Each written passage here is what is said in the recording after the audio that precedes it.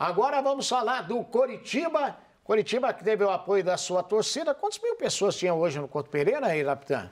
14 mil, quase 15. Quase 15 mil, né? Vamos ver então. 15 mil, quase 16 no total. Quase 16. Quer dizer, é um bom público, hein? Para uma tarde de domingo, uma tarde fria em Curitiba. Tempo carrancudo, dá Tá preguiça louco. de sair de casa. Né? Choveu até um pouquinho e tal, né? Vamos ver então como é que foi a vitória do Coritiba, concorrendo direto na parte da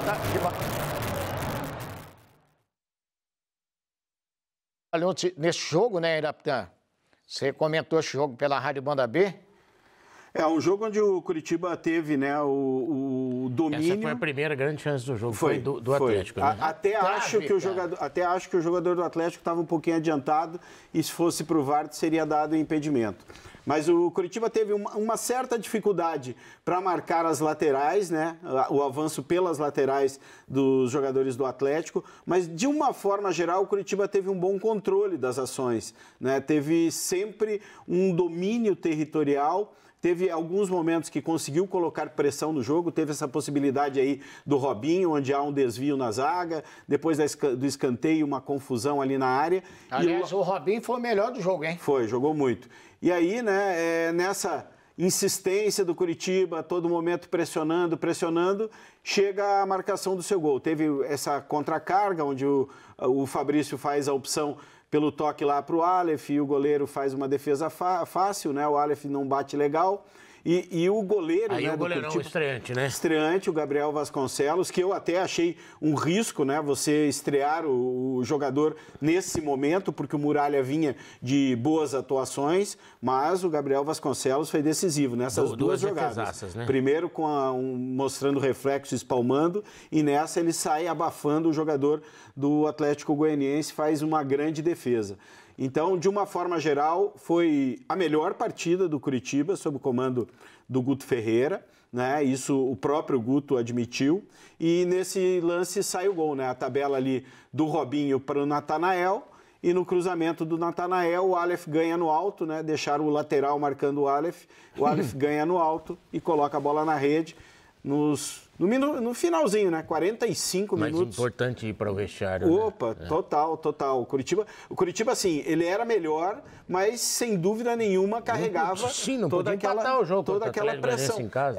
O empate já tiraria o Curitiba da zona do rebaixamento. Tá louco, né? Mas pensando no campeonato, pensando na tabela, nos jogos difíceis do mês que vem, era um cenário realmente preocupante caso o Curitiba não vencesse. Né? E aí começa o segundo tempo, o Atlético Goianiense vem com alterações e vem na pressão, né? Vem logo no começo com esse chute do Marlon Freitas, a bola por cima do travessão com perigo. Na sequência, mais uma jogada perigosa da equipe do Atlético Goianiense, goleirão com grande defesa do Gabriel Vasconcelos. E aí o Curitiba chega ao segundo gol. 4 minutos, cobrança de falta do Robinho, coloca na cabeça do Fabrício e a bola no cantinho. Curitiba 2-0. E aí, com o 2-0, um pouquinho depois, né, com 17 minutos, o Guto já começa a fazer alterações, já começa a reforçar, tira o Robinho, que já vinha de um desgaste, reorganiza a marcação do meio-campo e, de uma forma geral, o Curitiba aí conseguiu controlar o jogo com o 2-0 sem sofrer pressão. O goleiro não precisou mais participar de defesa nenhuma. E ali quase gol, né? A defesa do Curitiba esteve muito bem postada com o Chancellor e com o Castan. Então, de uma forma geral, há correções, é claro, o Guto deixou isso muito claro, né, que não foi uma partida perfeita, mas foi uma partida... Foi a melhor no comando dele. Melhor no comando dele e muito boa de alguns jogadores, né? A dupla de zaga muito bem, o goleiro muito bem, o Trindade se encaixou muito bem com o Bruno ali na proteção à zaga e com o Robinho flutuando como esse jogador de articulação, a equipe do Curitiba subiu de produção. Ainda há ajustes, acho que as laterais ainda merecem uma correção. A questão do ataque. Com esses 3 jogadores, o Curitiba perde um pouquinho da velocidade, porque o jogador mais rápido é o Adrian Martinez, né? E aí, se você resolve jogar com o Léo Gamalho, você perde essa questão, e isso também foi abordado pelo Guto Ferreira. Aliás, a coletiva do Guto foi muito boa. Estava inspirado o Guto aí. Estava inspirado, falando de analogias, explicando situações, e esse momento do Curitiba. É um momento importante, porque o Curitiba consegue sair da zona do rebaixamento na rodada, ele abre 6 pontos para um adversário direto, que é o Atlético Goianiense, e na próxima rodada vai enfrentar fora de casa o Botafogo. E torcer para o Atlético contra o Cuiabá. Se ele vence o Botafogo fora de casa, ele passa o Botafogo, que está lá em cima com 31 pontos. São 3 só de vantagem.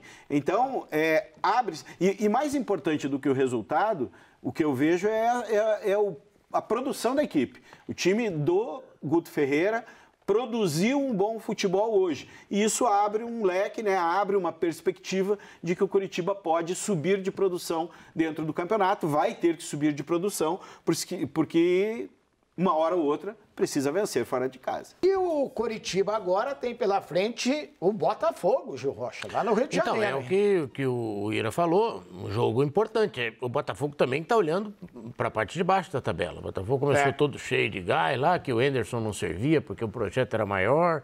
Ele está olhando para a parte de baixo. E é confronto direto. O Botafogo tem feito apresentações muito diferentes uma das outras. A gente tem jogo que o Botafogo é uma preguiça danada e tem jogo que ele joga bem no Engenhão, principalmente. O Botafogo fez um ótimo jogo fora de casa, surpreendente contra o Fortaleza. Ganha por 3-1, estava ganhando por 3-0. E hoje, contra o América, teve dificuldade, jogo amarrado, 0-0 em pleno Engenhão. Então, é um adversário que também oscila. E nessas oscilações, quem sabe, né, o momento certo para o Curitiba encaixar aí a sua primeira vitória fora de casa, que seria um fôlego bem interessante nesse momento.